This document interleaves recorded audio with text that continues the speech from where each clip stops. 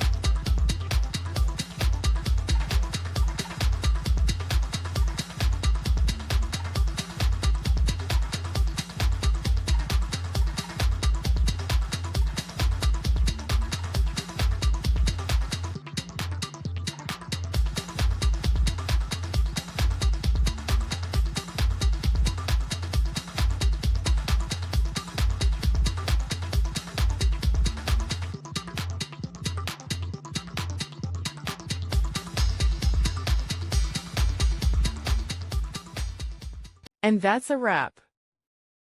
I hope you found the answer you were looking for. If you did, take a second to hit that subscribe button. It really helps out. And let me know in the comments which solution worked best for you. See you next time in the debug zone.